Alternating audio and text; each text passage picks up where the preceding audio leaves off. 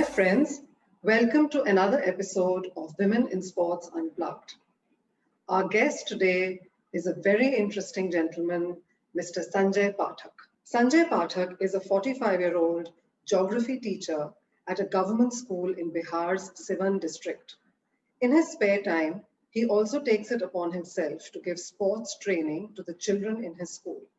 In 2009, when two girls from his school, both 11 years old, bagged gold medals in athletics at the Panchayat Yuva Khel Abhiyan in the 800 meters, 1500 meters, 100 meters and 200 meters races, Pathak not only discovered two sporting stars in the district, he also became acutely aware of the dismal lack of institutional support and sporting opportunities for such talent in rural areas. So in 2016, Pathak cleared up the paddy crop growing on some ancestral land he owned in Lakshmipur village and set up the Rani Lakshmibai Sports Club. The club has since earned the distinction of having sent several girls from Siwan to national and state level tournaments. 25 girls from his club have played at the state and national levels in games such as hockey, rugby, football, handball, athletics, and ball badminton. 8 girls have represented India at international tournaments in football, handball, and throwball.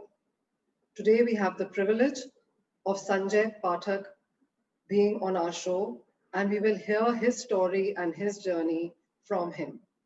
The anchor for today's interview is going to be Mr. Sandeep Rao, who works at Sports Village. This particular interview will also be done in Hindi. Thank you so much, Sanjay ji, for coming on this show. आपका बहुत बहुत धन्यवाद. आज के हमारे anchor हैं संदीप राव, जो हैं head partnership sport village foundation के. वो आज का शो एंकर करेंगे. मैं आपसे ये इंटरव्यू करने के लिए काफी टाइम से वेट कर रहा था. हम लोग काफी प्लान कर रहे थे किस तरीके से कब आपसे बात होगी और आपके काम के बारे में हमको पता चलेगा सर. पिछले इस कंपनी के साथ सर, जिस कंपनी के साथ मैं भी वर्क कर रहा हूँ सर, स्पोर्ट्स विलेज फाउंडेशन के साथ में पिछले 10 सालों से सर हम लोग काम कर रहे हैं. और अच्छी खुशी की बात यह है कि सर आप एक ऐसे इंसान है जिन्होंने बच्चों को एकदम ग्रास रूट लेवल से मोटिवेट किया है, घर जाके मोटिवेट किया है, उनको ग्राउंड पे लेके आए हैं, उनको आगे तक लेके गए हैं. सो संजय सर, मेरा क्वेश्चन सर आपसे ये है, आप इतने सारे बच्चों को मोटिवेट कर रहे हैं और बहुत सारे टीचर्स को मोटिवेट कर रहे हैं. मैं पहला क्वेश्चन ये है सर कि ये जो जज्बा था, ये जो थॉट था कि मैं बच्चों को स्पोर्ट्स खिलाऊंगा, इसकी शुरुआत कहाँ से हुई?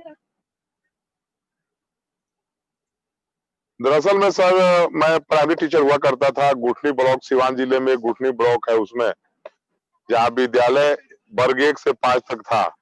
और मेरा ट्रांसफर करा करके जब हमारे मैरवा ब्लॉक में आदर्श राजकीय मध्य विद्यालय मैरवा में, वहां पर पाइका का एक गेम शुरू हुआ. पंचायत युवा खेल अभियान राष्ट्रीय स्तर की ये प्रतियोगिताएं होती थी ग्रामीण क्षेत्र के प्रतिभाओं को तराशने के लिए.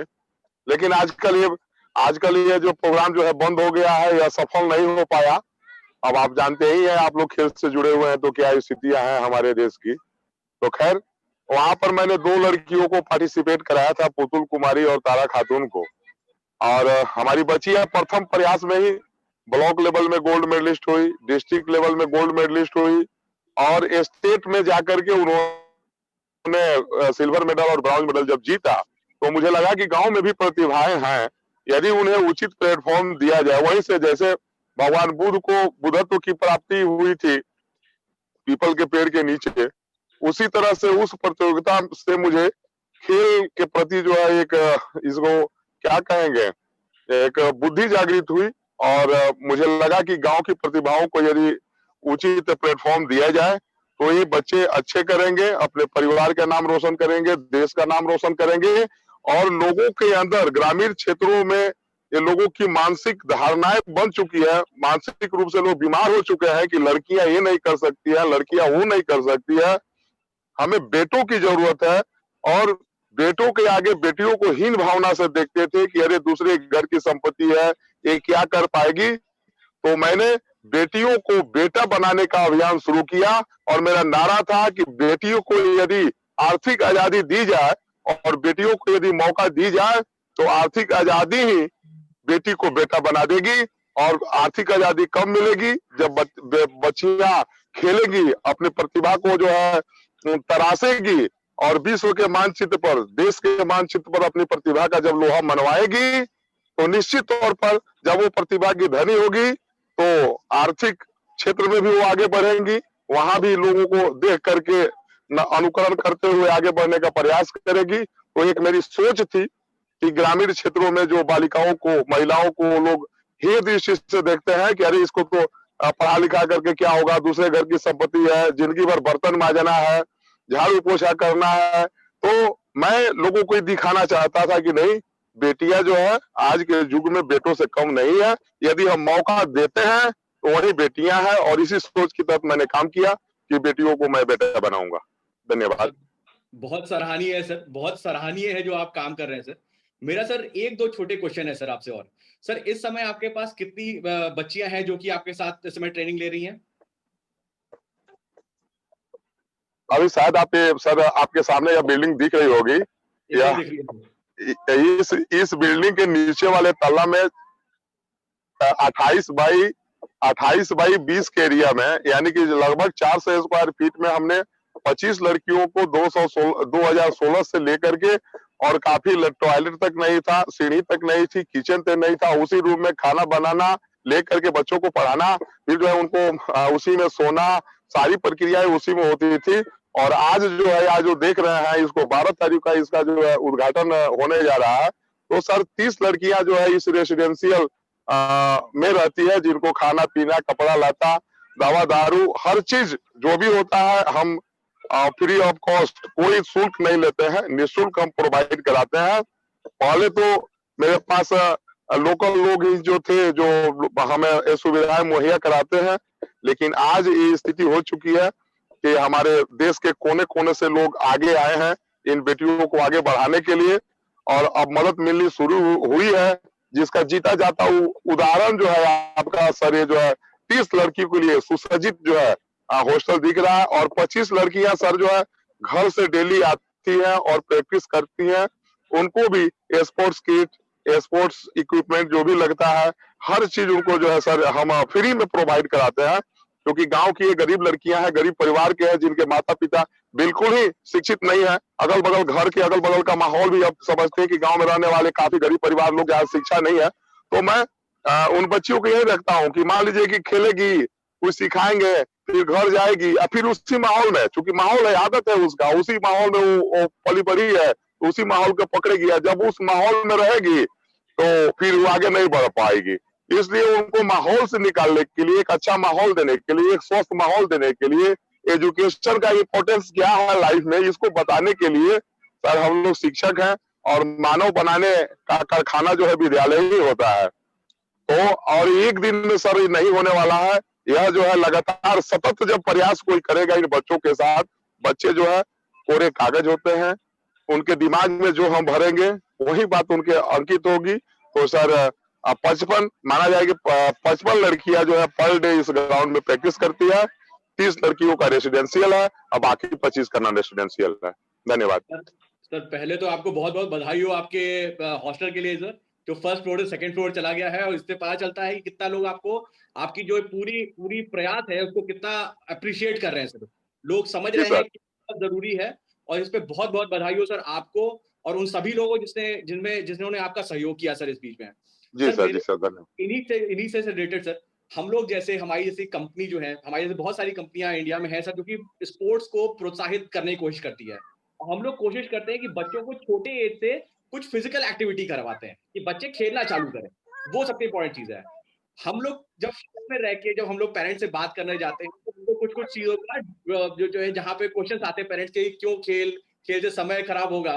तो मैं ये जानना चाहता हूँ सर, जहाँ पे आप रहते हैं सिवान में, वहां पे आपने कैसे जो है, पहली बात तो बच्चों को मनाया कि आपको खेल को सीरियसली लेना चाहिए, ये करियर बन सकता है, और उसके बाद आपने कैसे उन पेरेंट्स को ये के लिए मोटिवेट किया? दरअसल में सर मैं विद्यालय में शिक्षक हूँ, और शिक्षक को समाज का वो रीढ़ होता है जिस पर लोग अपने बेटे और बेटियों को जो है निसंकोच, कोई संकोच नहीं करते हैं और 8 घंटे के लिए पूर्णतः सौंप देते हैं, उसे देखने भी नहीं जाते हैं। तो शिक्षक होने के नाते पहले सर मेरा कर्तव्य है, मेरी ड्यूटी बनती है, जब मैं इस देश का अन्न खाता हूँ, मुझे वेतन मिलता है, पगार मिलता है, तो बच्चों के प्रति हमारी जवाबदेही है। सर, तो सर बच्चों को किस तरीके से जो है प्रोत्साहित करते हैं सर खेल को एक्सेप्ट करने के लिए सर? और उस जवाबदेही के चलते जब मैंने 2009 में शुरू किया था, उस समय सिवान की इक्का दुक्का कोई लड़की होती थी जो एथलेटिक्स प्रतियोगिता में डिस्ट्रिक्ट का प्रतिनिधित्व करती थी, और उस समय नेशनल लेवल का स्पोर्ट्स मीट होता था, वुमेन स्पोर्ट्स मीट होता था, वो आजकल बंद हो गया, अब दूसरा रूप लग गया, जो जिसमें सीनियर महिलाएं की कुछ उम्र निर्धारित रहती थी, उसमें लोग पार्टिसिपेशन करते थे। तो इसमें सर मीडिया का बहुत बड़ा रोल रहा। जो भी हमारे लोकल मीडिया के लोग हैं, उनको लगा कि अरे कहाँ से विस्फोट हो गया। मैंने सिवान की पहली महिला फुटबॉल टीम मैंने गठित किया। आज तक इसके पहले सिवान डिस्ट्रिक्ट में कभी महिला खेलती नहीं थी, बाहर से लोग ला करके खिलाते थे। तो जब हमारी 2 लड़कियां गई, सिवान गई, उस समय बाला मुर्गंडी साहब जो है सिवान के जिला अधिकारी हुआ करते थे, और 3 दिसंबर को जो है सिवान का जिला स्थापना दिवस भी जो है मनाया जाता है। तो उस समय प्रतियोगिताएं होती थी, हाफ मैराथन दौड़ होता था, और उस हाफ मैराथन दौड़ में हमारी हमारी 2 बच्ची उषा कुमारी और जो है तारा खातून ने बहुत बड़ी ट्रॉफी जीती थी, 3 फीट से ऊपर की। और मेरे जीवन का उतना बड़ा वो सम्मान पूरे स्टेडियम में डीएम के हाथों के द्वारा और हमारे द्वारा तराशी गई, जब छात्राएं उस मंच पर चढ़ करके और जिले की विजेता बन करके जब वो ट्रॉफी ले रही थी, सर मनोबल काफी ऊंचा हुआ, और उसी समय लगा कि नहीं, हम शिक्षक हैं, यदि हम मेहनत के साथ काम करेंगे, चाहे वह खेल हो, संगीत हो, पढ़ाई हो, तो समाज पुनः जो है गुरुदेव भव, लोग समाज अगर गुरु के रूप में रहेंगे तो गुरुदेव भव। और उसी समय प्रेरणा हमको जगी सर कि नहीं, और मीडिया ने रोल दिखाया, और देखा देखी बच्चियां जो है धीरे धीरे जो है, पहले तो हाफ पैंट नहीं पहनती थी, नहीं खेलने जाना ही नहीं, हम हाफ पैंट नहीं पहनते थे, हाफ पैंट का नाम सुनते ही टेबल के नीचे घुस जाती थी। लेकिन धीरे धीरे पुतुल कुमारी और तारा खातून जो राज्य स्तर की प्रतियोगिताओं में खेल करके आई थी, या उषा कुमारी जो हमारी नेशनल में 400 मीटर में नेशनल इंटर डिस्ट्रिक्ट में सिल्वर मेडलिस्ट भी रह चुकी है 2016 में। तो इन लड़कियों ने जब हाफ पैंट पहन करके ग्राउंड में जाना शुरू किया, तो गांव के लोगों को भी बड़ा अजीब सा लगा, भाई लड़की हाफ पैंट पहनती है, इसरा मास्टर है कि खत्म आदमी है, गड़बड़ कर दिया, पूरा समाज को गंदा कर देगा। लोग तरह तरह की गालियां देना भी शुरू किए, लेकिन हमारी बच्चियों ने, उनके पेरेंट्स ने हम पर विश्वास किया। आज तक कभी किसी पेरेंट्स ने अपनी बच्ची को ग्राउंड से बाह पकड़ करके नहीं ले गया, और शौक से लोग भेजे। तो लड़कियां देखा देखी, लड़कियों के अंदर आगे बढ़ने की लालसा तो थी। समाज में लोग हैं जो अभिभावक भी है, पेरेंट्स हैं, वो जो भी जिनकी बच्चियां आती थी उनको भी लालसा थी कि हमारे बच्चे आगे जाए, आगे बढ़े, बट उनको उचित प्लेटफॉर्म नहीं मिला था। आखिर उनको ले जाएगा आगे कौन? तो सर हमने कोशिश किया, और देखा देखी मीडिया की बड़ी भूमिका रही, और मैं मीडिया को तो धन्यवाद देना चाहूंगा कि मीडिया ने ही जगाया। और सिवान में लगभग आज जो है 7-8 फुटबॉल की महिला टीमें हो चुकी है। जहां जाइएगा देखिएगा क्रिकेट, बड़ी मजा आता है। यह एक बरगद का पेड़ का रूप ले चुका है, और बहुत से लोग चला रहे हैं सर। बहुत बढ़िया सर। सर कुछ बच्चे ऐसे होंगे जहां पे आपको लगता होगा कि इस बच्ची में टैलेंट है, ठीक है, और उनके पेरेंट्स ऐसे होंगे जो बोलेंगे नहीं हमारे बच्चे को आप खेलने के लिए मत बुलाइए। ऐसे पेरेंट्स को आप क्या बोल के सर मोटिवेट करते हैं सर? क्या बोलते हैं आपकी बच्चे आते हैं खेलने के लिए? दरअसल में सर एक चीज मान लिया जाए कि हम अपने बेटी को, तो चूंकि हमको 2 बेटी है, अभी बेटी पर हमने लाखों रुपए खर्च किया बनारस में, चूंकि हम परमानेंट टीचर हैं, मेरी अच्छी खासी तनख्वाह भी है। तो मैंने बेटी को प्राइवेट स्कूल में शुरू से पढ़ाया, उन्होंने जॉब की गारंटी नहीं दिया। बनारस के सबसे वीआईपी स्कूल में हमने पढ़ाया, मेरी बेटी 89.5% से सीबीएसई +2 जो है पास की, और उसने गारंटी नहीं दिया कि आपकी बेटी को जॉब दे देंगे, लाखों रुपए आपसे लिए हैं। आज मेरी बेटी आईटी बीटेक फर्स्ट ईयर में जो है एडमिशन हुआ है, वहां भी गारंटी नहीं है कि बेटी को जॉब मिलेगा। तो आप महंगे से महंगे स्कूलों में पढ़ाते हैं, कोई गारंटी नहीं देता है कोई इंस्टीट्यूशन कि हम आपको रोजगार दे ही देंगे, ये कहीं गारंटी नहीं है। ये स्पोर्ट्स में भी आप भेज करके देखें, एक गारंटी तो है इसमें, एक गारंटी है कि आप कभी बीमार नहीं पड़ेंगे, मैं गारंटी लेता हूं। यदि सुबह 2 घंटे और शाम को 2 घंटे यदि आप ग्राउंड में दौड़ते हो, एक्सरसाइज करते हो, तो मुझे जो है मेरा शरीर देख करके लोग कहते हैं थोड़ा हम बचपन से ही भारी है, मेरा पेट निकला हुआ है, तो निकला हुआ है, और बचपन से ही शरीर भारी, बचपन से ही शरीर भारी है। जब मैं पैदा हुआ उसी समय हमारी दादी जी या सारे लोग कहे कि गणेश जी है, लंबोदर, पेट लंबा था इसलिए गणेश जी नाम हो गया। लेकिन मैं शुगर का पेशेंट नहीं हूँ। जी जी। आज भी जो है आराम से जो है लगातार 8 घंटे तक सकता हूँ, मुझे थकान नहीं होती है। यदि आपकी लड़की अच्छा कर गई, पढ़ने में कमजोर भी है, यदि हाइट वेट है, स्पोर्ट्स में अच्छा की, तो आज लड़कियों को 2-4-5 लड़कियों को सर नौकरी भी लगा है। आजकल के गार्जियन थोड़ा सा नफा नुकसान भी जोड़ते हैं ना, खेलेगी तो कुछ मिलना चाहिए। स्कूल में तो जाती है तो एमडीएम मिल जाता है, छात्रवृत्ति हो गया, पोशाक हो गया, सरकार सुविधा तो दे रही है, लेकिन उसका नजायज फायदा भी उठाते हैं। जी जी जी जी। तो यहाँ से जब स्पोर्ट्स कोटा से जब जॉब मिलने लगा, नौकरियां लोगों को मिलने लगी, तो लोगों का खेल के प्रति रुझान बढ़ा है। आज हमारी एकेडमी से 5-6 लड़कियां जो है कम से कम रेलवे में है, एसएसबी में है, बिहार सचिवालय ग्रुप में एलडीसी है। तो अब जो जागृति आई है, तो लोग रुचि लेना शुरू किए हैं, रुझान लेना शुरू किए हैं। सर अब एक क्वेश्चन जो है, जैसे सर आप अध्यापक हैं और हम लोग जो है काफी समय से अध्यापकों के साथ काम करते हैं। सर जैसे आपको पता है कि सारे स्कूल्स में बीपीएड और एमपीएड लोग रहते हैं, बच्चे रहते हैं जो आके फिजिकल एजुकेशन की क्लासेस लेते हैं, प्रैक्टिकल और थ्योरी, राइट। हम लोग जहाँ पे छोटे बच्चों के साथ काम करते हैं सर, हम लोग वैसे ही बहुत सारे यंग जो है एकदम जो नए बच्चे आते हैं जो कि बीपीएड करके स्कूल ज्वाइन करते हैं, हम उनके साथ भी काम करते हैं। सर ऐसे बहुत सारे यंग जो एकदम जो नए डायनेमिक लोग हैं जो कि बच्चे स्कूल में आते हैं और एक पूरी जनरेशन को फिजिकली फिट करने की कोशिश करते हैं, उनके लिए सर आपका क्या कमेंट रहेगा सर, क्या सजेशन देना चाहेंगे आप? एक चीज मैं बता दूं संदीप जी कि मैं कोई फिजिकल टीचर नहीं हूँ। पता है सर? मैं कोई इंटरनेशनल खिलाड़ी नहीं हूँ, मैं कोई नेशनल मेडलिस्ट नहीं हूँ, मैं स्टेट लेवल का भी कभी जिंदगी में प्लेयर नहीं रहा। बस एक जज्बा, एक पागलपन जो है मेरे अंदर जो है भर गया कूट कूट करके, और उस पागलपन के नाते कभी कभी वो ऐसी बातें आई कि मेरे साथ विभेद भी किया गया शुरू में कि फिजिकल टीचर नहीं है तो कैसे खेल में आ सकते हैं। लेकिन मैं जवाब देना सर उचित नहीं समझा। और बीपीएड वाले लोग आज सभी स्कूलों में मोटा मोटी, मैं किसी की शिकायत नहीं कर रहा हूँ, मैं किसी का कोई आलोचना भी नहीं कर रहा हूँ, लेकिन एक बार जितने भी इस देश के सरकार को कोस देना, दूसरे को दोष दे देना, ये बड़ा आसान है। हम संदीप जी पर उंगली उठा दें कि संदीप जी ऐसे, संदीप जी वैसे, राधा मैम वैसे, तो हूँ ऐसे, लेकिन हम कैसे, हमने क्या किया इसके लिए, हम उसको लोग अपना विचार मंथन नहीं करता है। तो मैं किसी भाई को, मेरा कोई मंशा भी नहीं है, लेकिन जो उपलब्धि होनी चाहिए, आप डिग्री लेकर के जाते हैं, बीपीएड जाते हैं, एमपीएड करते हैं, सीपीएड करते हैं, उसमें से कई परसेंट लोग ऐसे हैं कि पूरी जज्बा और जुनून के साथ स्कूल में लग करके काम करते हैं। परेशानियां हैं, बहुत सी विद्यालयों में फील्ड नहीं है, संसाधन नहीं है, केवल रूम है पढ़ने पढ़ाने के लिए, लेकिन वहां भी बहुत सा ऐसा खेल है जो बच्चों को खिलाया जा सकता है, बच्चों को फिट रखा जा सकता है। कबड्डी हमारा है, सबसे कम जगह में होने वाला है। हमारा बैडमिंटन है। अब बैडमिंटन के लिए कोई सोचेगा जी हमको इंडोर चाहिए, भैया इंडोर नहीं है, इंडोर के लिए जगह नहीं है, ऐसे ही कूदाओ ना बच्चा को, उसे कुछ नहीं है, हम उसको बच्चा को लुका छिपी खिला सकते हैं, बच्चा को जो है एक जगह पर जंपिंग रोप दे सकते हैं, बच्चा को दीवार पर बॉल मार करके उसको ग्रिपिंग करा सकते हैं, कुछ न कुछ एक्टिविटी करा सकते हैं। काम करने वालों के लिए कोई बहाना नहीं है, काम नहीं करने वालों के लिए अनेक बहाना है। मेरे पास संसाधन कुछ, तो उसमें जो है उसमें कोई संसाधन नहीं।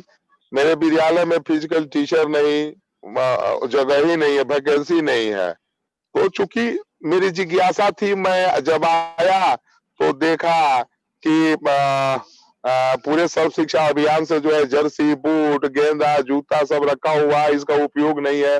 जब मैं गया उसको खोलने के लिए तो लोग लगता है कि बम है उसमें, अरे बाप रे बाप, छुइए मत, ये सरकार का दिया हुआ है, बूट है, जर्सी है। अरे भैया पेटी में रखने के लिए दिया है सरकार की, उसको बच्चा को खेलने के लिए दिया है। हमने लड़ाई की, आप नहीं दीजिएगा तो लिखेंगे, पढ़ेंगे, यहाँ करेंगे, वहां करेंगे, इसको निकालिए, फटेगा।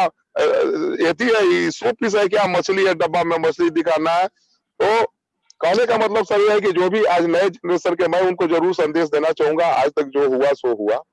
जो नए यंग जनरेशन के बच्चे हैं वो सरकार के भरोसे न रहें, अपने रास्ता खुद बनाए। जब ये लोग नौनिहाल जो बीपीएड और एमपीएड जो भी हमारे भाई, जो छोटे भाई हैं, विद्यालयों में जाएंगे, बच्चों के बीच जाएंगे, तो कुछ न कुछ उन्हें जोश, जज्बा, जुनून भरेंगे। मैं क्या किया, मैं कोई क्वालिफाइड कोच थोड़ा था, कोई डिग्री लिया था, एनआईएस था नहीं था, लेकिन मेरे इतिहास को उठा करके देखा जाए, सर्च करके मेरे बारे में पढ़ा जाए कि मैं कहीं से कोई किसी तरह का कोई टेक्निकल डिग्री नहीं लिया, लेकिन मन में जज्बा हुआ। मैरवा में मेरा स्कूल का ग्राउंड है, 2 बीघा 16 कटा 1 रोड, लोगों ने पैखाना किया, लोगों ने शीशा फोड़ा, लोगों ने मुझे गालियां दी, लोगों मार पीट पर करने उतारे हुए। मुझे करना था, मैं अपनी निजी जमीन में आ गया, मुझे करना था। मैं, अब कोई कहे कि आपके पास जमीन थी तो आपने लगा दिया, हमारे पास नहीं है तो हम क्या करेंगे। भाई समाज में वैसे बहुत से लोग हैं, आज जीता जाता उदाहरण है, समाज में वैसे बहुत लोग हैं, समाज वीरों से खाली नहीं है, समाज देवताओं से खाली नहीं है। आप उनसे संपर्क करें, लेकिन प्रयत्न आपका ईमानदार होना चाहिए। यदि 10 रुपया कोई सपोर्ट करता है तो आपको 11 रुपए खर्च करने की क्षमता होनी चाहिए। अब कोई 10 रुपया आपको दिया है, आपने 8 रुपया लगाया, 2 रुपया रख लिया, तब आपका विकास नहीं होगा, तब आप अच्छा उपलब्धि नहीं कर पाएंगे। मैं बहुत नजदीक से इस चीज को जानता हूँ। जब तक, तो मैं उन लोगों को जरूर संदेश देना चाहूंगा, अपने छोटे भाइयों को, एमपीएड बीपीएड वाले को, कि आप अपनी योग्यता जो पढ़ करके गए हैं, उस विद्या को जो है आप बच्चों में दे, और आप अपने पूरे जीवन काल में 1-2 भी अपने जैसे आदमी को पैदा कर देते हैं, तो ये आपकी जीवन की संपूर्ण उपलब्धि होगी। और बहाने नहीं बनाना है, संसाधन नहीं है तो संसाधन अपने तरह से जुटाना है। समाज में बहुत से ऐसे लोग हैं जो मदद करने के लिए तैयार हैं, लेकिन करेंगे तो किसको करेंगे। तो इसलिए मैं उनको बोलूंगा कि आप अपनी विद्या का उपयोग कीजिए। छोटे छोटे बच्चे हैं, बहुत से ऐसा इवेंट है कि आप उनको ऊर्जावान बना सकते हैं, उनको फिट रख सकते हैं। और जिस बच्चे को स्पोर्ट्स का आदत लग जाएगा ना, तो फिर जो है वो शराब से भी बड़ा खराब होता है। स्पोर्ट्स का नशा जो होता है बहुत बहुत दूर तक चढ़ता है, और वो नशा कुछ करके ही मानता है जो अच्छा स्पोर्ट्समैन हुआ। धन्यवाद संदीप जी। धन्यवाद सर। सर बस मेरा आखिरी एक क्वेश्चन ये है सर, उन सभी माता पिताओं के लिए जो ये सोच रहे हैं कि मैं अपनी बच्चियों को बाहर खेलने भेजूं कि ना भेजूं, उनके लिए आपका आखिरी संदेश क्या होगा सर? मैं उन अभिभावक गणों को मैं ये जरूर कहना चाहूंगा, यदि आप अपने बेटों पर विश्वास करते हैं तो अपनी बेटियों पर भी विश्वास कीजिए। और जब तक विश्वास नहीं कीजिएगा तो ये बेटियां अपनी पूरी प्रतिभाओं को किसी के सामने, समाज के सामने दिखा नहीं पाएगी। और जब तक ये अपनी प्रतिभा को इनको दिखाने का मौका नहीं मिलेगा, तब तक ये आगे बढ़ नहीं पाएगी। तो इनको प्रतिभाओं को निखरने दीजिए। और टीवी और अखबार में जितना निगेटिव बातें आप पढ़ते हैं, सुनते हैं, ये हो गया, वो हो गया, वो हो गया, यहाँ ये हो गया, वो घटना घट गई, कैंडल लेकर के जो लोग दौड़ते हैं, तो इस तरह की दुर्घटनाएं जब तक अंदर, इंसान के अंदर जब तक नैतिकता का विकास नहीं होगा ना, इसके लिए प्रत्येक व्यक्ति के अंदर नैतिकता का विकास होना चाहिए। और इस तरह की घटनाएं देश में घटती है, बहुत बुरी बात है, ये अच्छी बात नहीं है, इसकी तो मैं निंदा करता हूँ। लेकिन इस तरह की घटनाएं शुरू से भी घटते आ रही है, जैसा कि हम लोगों ने इतिहास में पढ़ा है। और उस तरह की घटनाएं, लोकतांत्रिक देश है और उस तरह के लोग रहेंगे तो कभी कभी उस तरह की घटनाएं घटती रहेगी, लेकिन डरने की जरूरत नहीं है। एक्सीडेंट होते रहते हैं, और विमान पर लोग चढ़ता है या विमान दुर्घटना ग्रस्त हो जाता है तो विमान पर चढ़ना तो कोई बंद नहीं कर देता है ना। ट्रेन दुर्घटना हो जाती है तो लोग ट्रेन पर चढ़ना नहीं बंद करते हैं। मोटरसाइकिल से हम ही लोग चलते हैं, गिर जाते हैं, कट जाता है, फिर जैसे ही थोड़ा सा चलने लायक होता है फिर बाइक उठाते हैं, फिर चलना शुरू करते हैं। तो इस तरह की घटनाएं छिछोरेपन होता रहेगा। लेकिन जब बेटियां सशक्त हो जाएगी, जब उन्हें आप मार्शल आर्ट सिखाओगे, जब उन्हें स्पोर्ट्स के क्षेत्र में भेजोगे, वो ताकतवर बनेगी। और ऐसे लुच्चे लफंगों से निपटने के लिए तो काफी है। बहुत सी ऐसे घटनाएं हमारी बच्चियों के सामने आया है कि लोगों ने रास्ते में किया, पटक करके पूरा दे धनादन, अकेले लड़की दूधू को धनादन करके भगा दी। तो आपकी बेटियां मजबूत बनती है, इसलिए घबराने की बात ये बेटियों को मौका दीजिए। और आज उत्कृष्ट खिलाड़ियों को जो है रोजी रोटी की व्यवस्था कर रही है सरकार को भी अब लगने लगा है कि नहीं, ये बच्चे देश के लिए, राज्य के लिए खेलते हैं, मेडल देते हैं। तो पूरा जीवन ये यदि इन्होंने राज्य के लिए दिया, समाज को का नाम दिलाने के लिए दिया, देश के लिए दिया, तो अब इनको जो है इस अवस्था में रोजी रोटी की व्यवस्था होनी चाहिए। और वैसे लोगों से मैं और भी कहना चाहूंगा, अभिभावकों को आप एक मौका दें। हमारे ग्राउंड में हमारे अभिभावकों ने अपनी बच्चियों को मौका दिया है। आज बेटियां जो है वर्ल्ड कप तक जाकर के स्कूली वर्ल्ड कप भी खेली है, एशिया में जो है AFC कप भी खेली है। हैंडबॉल के क्षेत्र में youth Asian handball championship Lebanon भी जाकर के खेली है बच्चियां सब। एथलेटिक्स में हमारी लड़कियां नेशनल में अंडर 14 में 3-4 गोल्ड मेडल भी दिया है, सिल्वर मेडल भी दिया है। 100-200 मीटर में एक गांव में जहाँ घास का ट्रैक है, और एक चीज सर शायद कहना ठीक होगा कि नहीं होगा पता नहीं, वो तो मैं नहीं जानता हूँ, लेकिन एक शिक्षक हूँ और यहाँ से जाने के बाद बच्चियां अच्छे ग्राउंड पर गई हैं। मैं नाम नहीं रखूंगा कि कहाँ गई है, लेकिन अच्छे ग्राउंड पर गई है, सिंथेटिक ग्राउंड पर गई है। और इस गांव से निकल के जाने के बाद उन बेटियों को आज तक मेडल नहीं लगा। यहाँ थी तो पदक दी और जाने के बाद पदक नहीं दिया। तो मेरा संदेश होगा कि बेटियों पर विश्वास करें, आपकी बेटी ही बेटा है, आप उनको शिक्षित बनाएं, मजबूत बनाएं, और जब आर्थिक आजादी उनको मिल जाएगी तो वही बेटा का काम करेगी। और जब तक आर्थिक आजादी नहीं दीजिएगा तो दूसरे के घर के जाकर के, और आर्थिक रूप से जब गुलाम हो जाएगी, हाथ में पैसे नहीं होंगे, तो माँ बाप की सेवा कहाँ से करेगी? तो बेटी तो रहेगी ही।